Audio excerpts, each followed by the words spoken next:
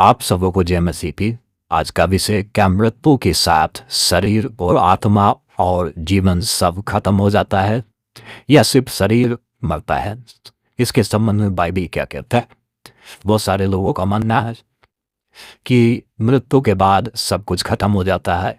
शरीर मिट्टी में मिल जाता है, आत्मा श्वास हवा में जाती है, पानी में और आग में।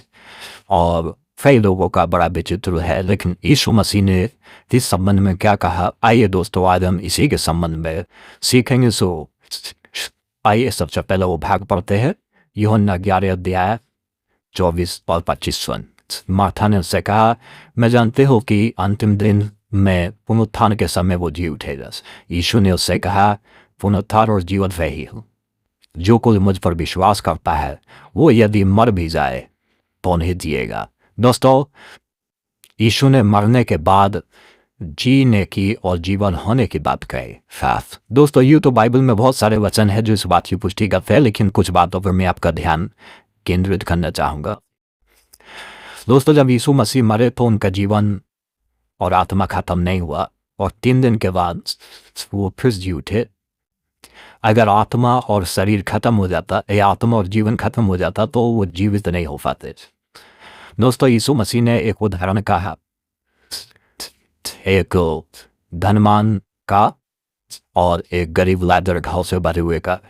जब धनवान मरा तो उसके आत्मा जो है अधोलोक में डाली गई, जहाँ उसकी आत्मा जल रही थी और प्यास पानी से तड़फ रहा था।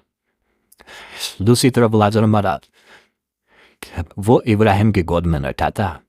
दोस्तों, इस कहानी में पता चलता है कि मरने के बाद जीवन था।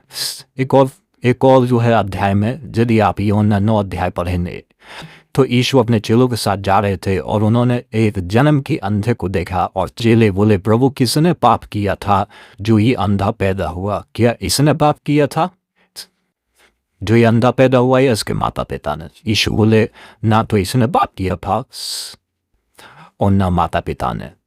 इसके कॉन्सेप्ट को समझिए। यदि वो जन्म से अंधा था तो चेले किसके जन्म, उसके कब पाप करने की बात करे? इसका मतलब उसके जन्म से पहले कोई बात कर रहे हैं। दोस्तों, हम जिस शरीर को देख रहे हैं और बात करते हैं, ये शरीर आपको महज 60 साल पहले ही आपके जन्म के बाद मिला हुआ है। लेकिन दोस्तों, आपका जो जीवन है और आत्मा है, ये जीवन आपके शरीर मिलने के बाद नहीं मिला है, लेकिन उससे पहले ही मिला है।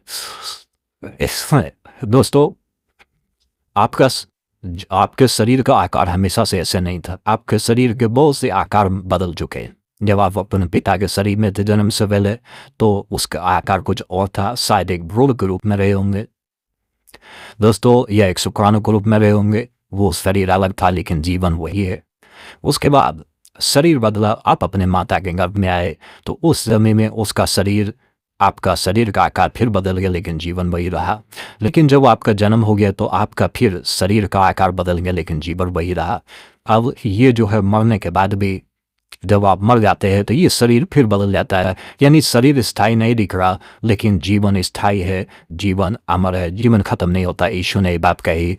लेकिन दोस्तों, मरने के बाद भी केवल वही जिएगा जो यीशु कहते हैं, जो यीशु पर विश्वास करता है वही व्यक्ति जिएगा। उसके बाद अदरवाइज जो विश्वास नहीं करता है वो व्यक्ति इस मृत्यु के बाद हमेशा के लिए नरक की आग में डाल दिया जाएगा और उसका वापसी कभी नहीं होगी। दोस्तों, केवल उन्हीं लोगों का पुनः जीवन में वापसी होगी, उन्हें शरीर में वापसी होगी जो यीशु पर विश्वास करते हैं। दोस्तों, आपके पास यदि कोई सवाल है किसमें तो आप पूछ सकते हैं, क्योंकि यहाँ पर यीशु मसीह ने बहुत सफाई से क्लियर तरीके से कहा। नीति वचन 5 अध्याय 22-23 में कहते हैं कि दुष्ट शिक्षा प्राप्त किए बिना मर जाएगा और अपनी मूर्खता के कारण नरक रहेगा।